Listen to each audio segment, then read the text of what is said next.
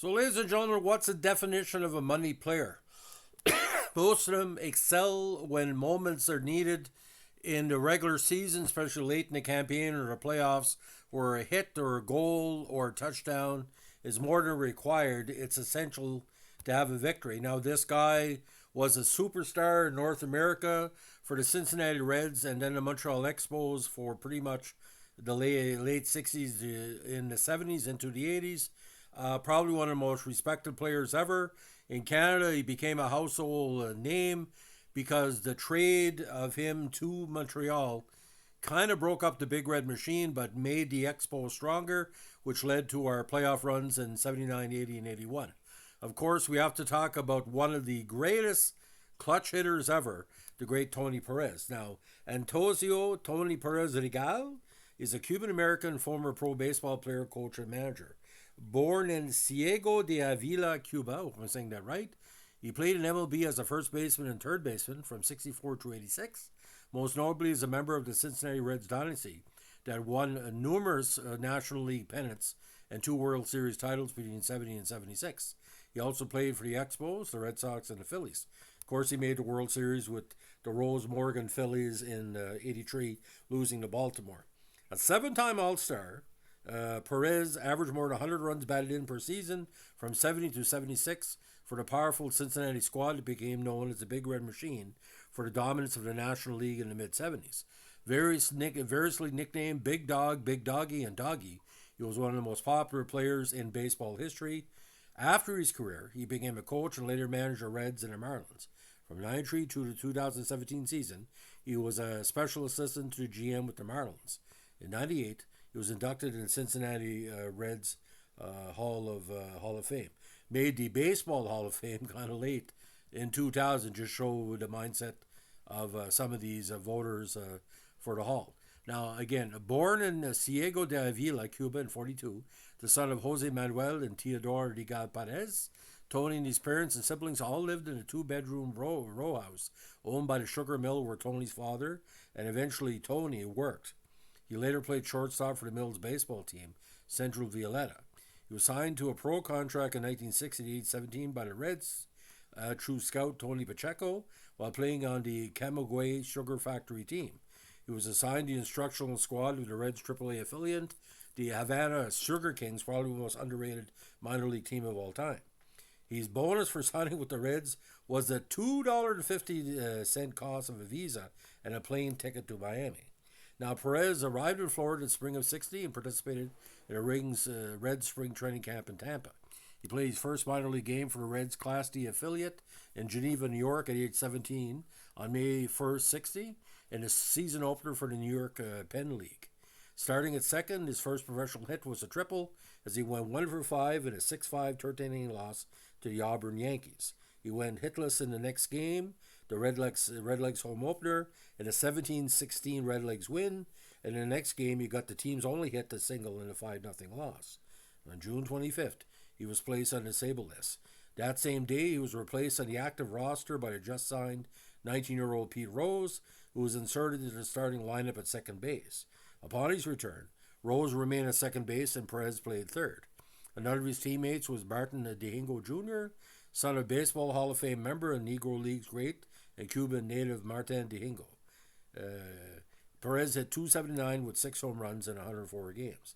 Now, in 61, he again played for Geneva and set several team batting records. .348 with 27 home runs in 121 games. A very interesting swing, a pure contact hitter. He wasn't a home run hitter, but if you put it in his zone, he would knock it either for a double or a home run, and a very good spray hitter as well. In 62, he was promoted to Class B Rocky Mountain Leafs in the Carolina League. He reported 2 weeks late as he had trouble getting out of his homeland of Cuba.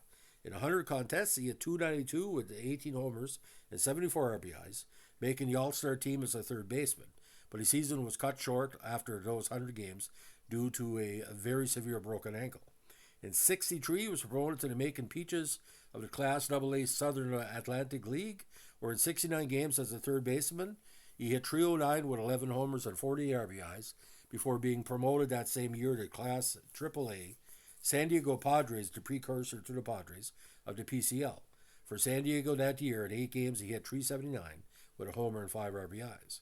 Now, playing for the Padres in '64, Perez, now playing first base, was named MVP in the PCL. He hit .309 with 34 home runs and 107 RBIs. He was called up to the Reds and playing his first 2 games in a doubleheader on July 26, '64 at Crosley Field. In his debut, he started at first, and his first at-bat, he drew a walk against left-hander Joe Gibbon.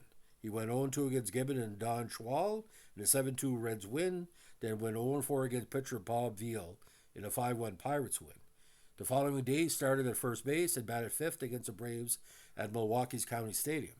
In an 11-2 Reds win, he got his first hit, a second-inning double off Denny LeMaster, and then scored his first run on a Johnny Edwards double. In the 7th inning, he got his first RBI, a single off LeMaster to score the great Frank Robinson. Now, from '64 through '66, he platooned at first base primarily with Darren Johnson and Gordy Coleman. His first career home run, a grand slam, came in a Reds' second game of '65 at home at Crosley Field against Milwaukee and again against Denny LeMaster. The grand slam came with 2 outs and scored Vada Pinson, Frank Robinson, and Darren Johnson. Now, Perez became the Reds starter at third in '67 and was selected to his first All-Star game that year. The contest, played at Anaheim Stadium, went into 15 innings, the longest All-Star game in history, since equaled by the 2008 contest. Perez's home run off future Hall of Famer Catfish Hunter propelled the National League to a 2-0 victory. He was subsequently voted the game's most valuable player. Now, he wasn't, the Reds at the time were not the big red machine of the 70s. He was the kind of the foundation. Now, by 1970, he was one among the league's best. He hit the first run at Pittsburgh's Three River Stadium in that year. The '70 campaign was allegedly his finest year statistically. In addition to his 129 RBIs, he hit .317, slugged 40 homers, and had 107 runs. He came in third in MVP player voting behind Billy Williams and Reds teammate and winner Johnny Bench, because Johnny had the better numbers. Now, when he played winter ball for 10 seasons between '65 and '83 in the Puerto Rican League for the Santurce Crabbers, Cangelos de Santoque, he won the batting title and was named MVP in '66-'67. Now, the Big Red Machine years. After platooning and playing first base in the early part of his career with the Reds, he became a perennial All-Star at third from '67 to '71. From '72 onward, he started at first base. He was one of the premier RBI men of his generation, driving on 100 or more runs 7 times in his 23-year-long career. And in an 11-year stretch from '67 to '77, he drove in 90 more runs each year with a high of 129 in 1970. During the decade of the '70s, he was among all major leaders in RBIs with 954, behind only his teammate Johnny Bench. And of course, when he moved over to Montreal, he had 9 in his first season. Beginning in 1970, the Reds went to the World Series 4 times in 7 years, 70, 72, 75, 76, winning back-to-back world titles in 75 and 76, with Perez starting at first. Following the Reds still a sweep of the Phillies in the '76 League Title Series and the Yankees in the World Series, the only time a team has ever swept the postseason since the League Title Series was introduced in 1969, Perez, in a shocking deal, was traded to the Expos with Will McEnany for Woody Fryman and Dale Murray, starters and relievers both. After his trade, the Big Red Machine, considered one of baseball's all-time greatest squads, sputtered and never again got through the series, reaching the playoffs but one more time in '79. Sparky Anderson, the Reds manager during the championships of the '70s, has stated in many interviews since then that Perez was a leader and heart and soul of those teams. Him being traded had more to do with the fact that he wanted to get certain players in a lineup, but it could have easily been solved like this: trade the other player. I don't think Perez was a good fit for Montreal, but the aura of the Big Red Machine followed him. Now, after 3 seasons in Montreal, in which he hit a combined 46 homers with 242 RBIs and a .281 batting average for the '80 season, he signed as a free agent with the Boston Red Sox. In his first season with the Red Sox, he finished in the American League top 10 in home runs, 25, RBIs 105, and intentional walks 11, and won the Lou Gehrig Memorial Award. Now, just like in Montreal, he seemed out of place Sure, he was playing the Red Sox in Montreal, but he still came across like a Cincinnati Red in styling, like he was a very, very Cincinnati Red style player, like how Sparky played him. Make contact and get on base on any means necessary. Now, for the 83 season, he reunited with his Big Red Machine teammates Pete Rose and Joe Morgan on the Phillies. Still a feared hitter based on his reputation, he was a reserve player for the Phillies during the run to the World Series that year and batted only .242 in his 5 World Series appearances. Following the campaign, he returned to the Reds as a free agent, where he remained until his retirement following the 86 season. Now, at 84 at age 42, he became the oldest player to hit a walk-off pinch hit home run off the Pirates' Don Robinson. On May 13, 85, batting against Philadelphia Phillies reliever Dave Rucker, he became the oldest player at 44 to hit a grand slam, breaking a 70-year-old record held by Honus Wagner. The new record stood until Julio Franco broke it at age 46 in 2004. He was named National League Player of the Week during the final week of his career at age 44, when he went 8 for 19 with a homer, 3 doubles, and 6 runs batted in. He could have played a couple more seasons, but he decided to retire. His final career hit, the RBI, came on October 4th at Riverfront, where he hit a solo home run off Padres pitcher Ed Whitson in a 10-7 Reds win. The following day was the Reds' last game of the year, the final game of his career. In his final at bat, he flied out against Andy Hawkins in a 2-0 Padres win. Now inducted in Cincinnati Reds Hall of Fame in '98, on May 27, 2000, an on-field pregame ceremony at Synergy Field, former Riverfront, with family and former teammates and managers looking on. The Reds retired his number 24. Now elected to the Cooperstown Baseball Hall of Fame in 2000, garnering 380 votes of 499 for a total of 77.15%, just over the 3/4 minimum required for induction. He was inducted in July 2000 along with Sparky Anderson, Carlton Fish, Big Fee, and Turkey Shames. In his induction speech, he said, "I doubt that a king at his coronation feels better than me today." Each year since his induction, he has attended the weekend ceremonies, including riding the annual parade and playing in the annual golf outing and old-timers baseball contests. And of course, his famous number 24 has been retired by the Reds and will never be. And I basically believe, in my personal opinion, the whole league should retire the number. I tell you why. All Latino players are connected with him because he broke in so many ways for the Cubans, Dominican and all that. So he just, like I said, his number should represent all Latino players and their dedication to baseball. Now inducted in the Hispanic Heritage Baseball Museum Hall of Fame in '01 at a pregame ceremony held at the San Francisco Giants Pacific Ballpark. The same year he threw out the ceremonial first pitch at the 2001 All-Star Game in the Seattle Mariners Safeco Field. He had played in the Mariners' previous home, the Kingdome, during the '79 All-Star contests. Now, in '88, he was inducted in the Caribbean Baseball Hall of Fame, which honors those that have made significant achievements in the Caribbean Series. He was one of 24 inaugural inductees into the Latino Baseball Hall of Fame, and was inducted in 2010 to the Cuban Sports Hall of Fame. Now, in 2011, with Perez and his sons in attendance at opening ceremonies at the Museo del Deporte de Puerto Rico in Guaynabo, the Commonwealth of Puerto Rico, his adopted homeland, presented him with a surprise honor. He was proclaimed an official native son of Puerto Rico for his dedication to the Commonwealth as a family community member and for his impressive baseball accolades while representing the island. Also present were fellow Hall of Famers Elena Cepeda and Roberto Alomar, plus Vera Clemente, widow of Roberto. Now, on August 10, 2014, at the annual Reds Hall of Fame induction gala, former Reds teammates Johnny Benson and Joe Morgan, along with Perez himself, announced that the Reds would erect a statue of Perez outside Great American Ballpark. Now, on the weekend of August 21st, 22nd, 15, the Cincinnati Reds had Tony Perez weekend during a series with the Arizona Diamondbacks. At least a dozen players of the Big Red Machine were part of a post-game ceremony that Friday night. On Saturday, a bronze statue of Perez was unveiled near the entrance to the Great American Ballpark. Fans attending the game received replica statues, and there was a pregame ceremony honoring Perez, following by him throwing the ceremonial first pitch. Now, Tommy John, who had big respect for Perez, thought he was one of the toughest hitters he ever had to face due to his ability to hit the right center field with power. He weighted on the ball well, and I could throw hard enough to get it inside, John recalled. Now, The Billy Ephus pitch he knocked out of the park in the World Series just shows you the type of dedication.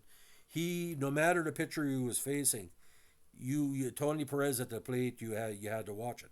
Now, two tenures as a manager, he managed the Reds in '93 to a 2024 record, and with the Marlins in '01, 54 and 60. So he managed 8 years apart.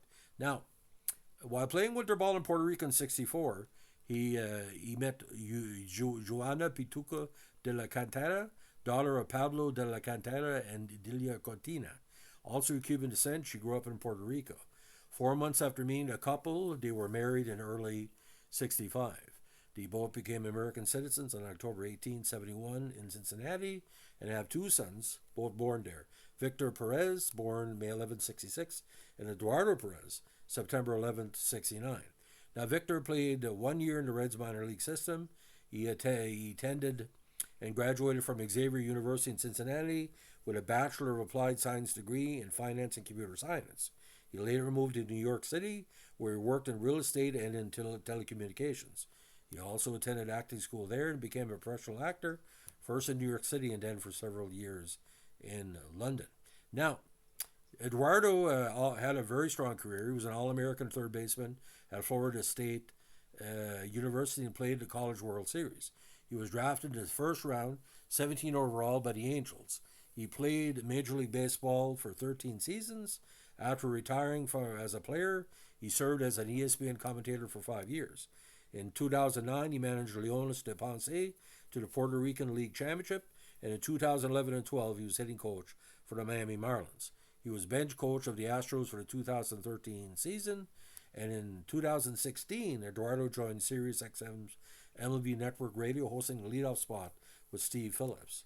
Now, he is married to Melba Rivera, and they have two daughters, Adriana and Juliana.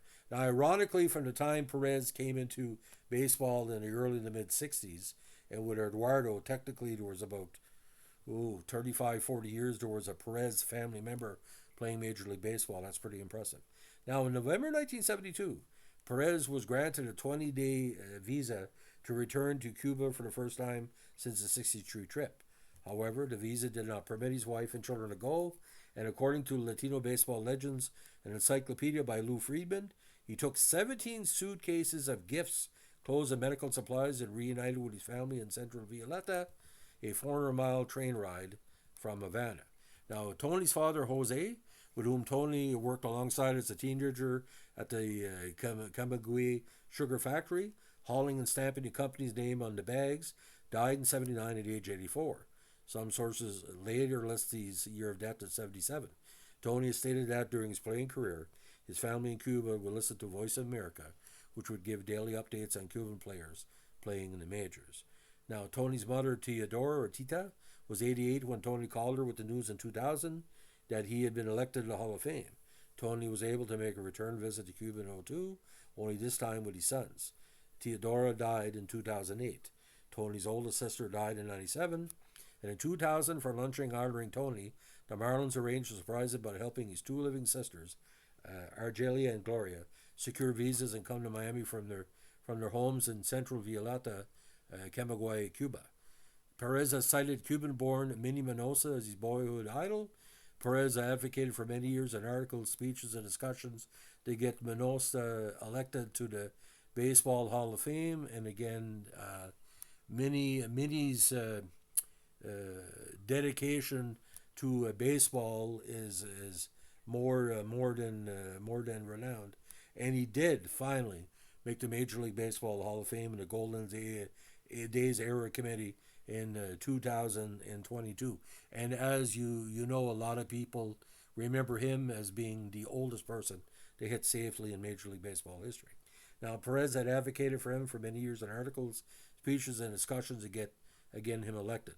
Now, a 328-page biography, Tony Perez from Cuba to Cooperstown, written by John Arardi, was published on April 2nd, 2018, and is probably one of the best books ever on Latino baseball or Latino baseball players ever.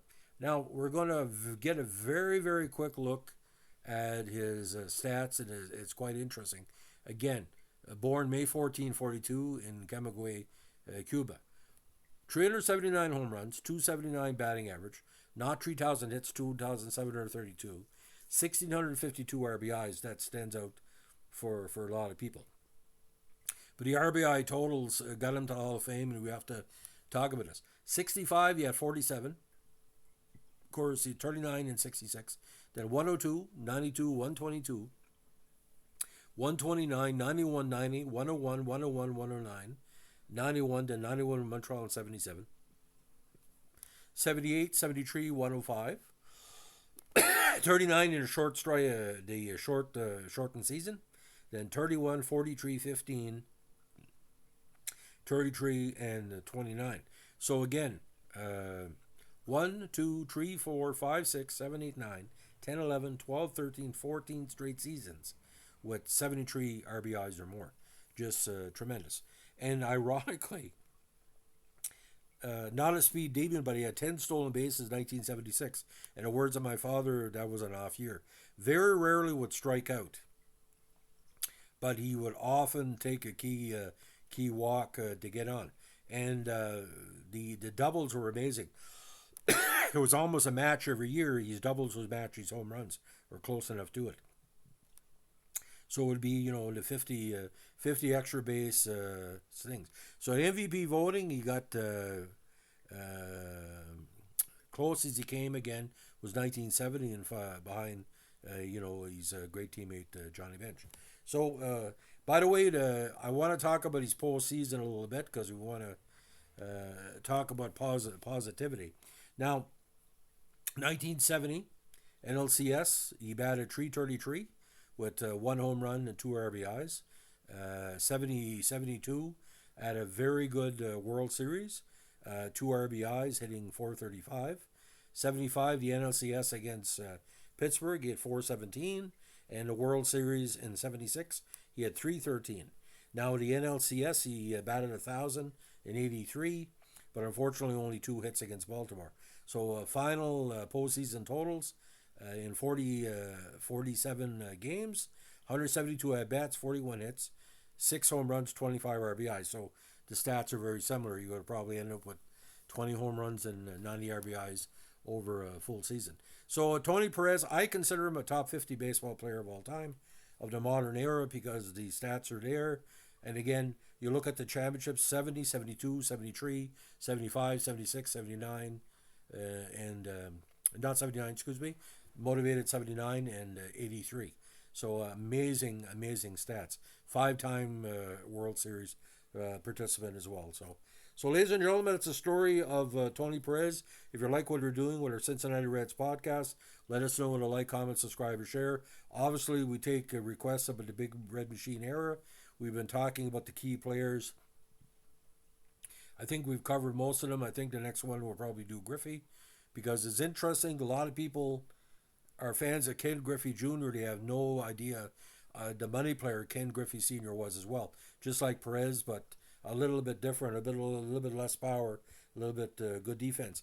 And we're talking about the defense as well with Perez. Quite interesting through the years.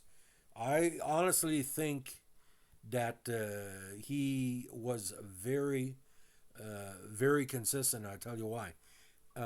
In his career, and this is his whole career, playing over, what is it now, 1,700 games, only 117 errors. So an error over 10 games. And, you'd end up like 993, 991. Very rarely would he make a mistake. And,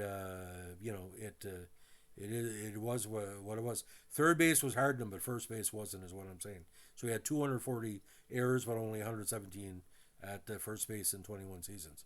So that really stands out for me. So, ladies and gentlemen, again, thanks for dropping by. As we like to say in the North Shore of New Brunswick, and our good friend of the channel, Daniel Bowden, keep your stick in the ice.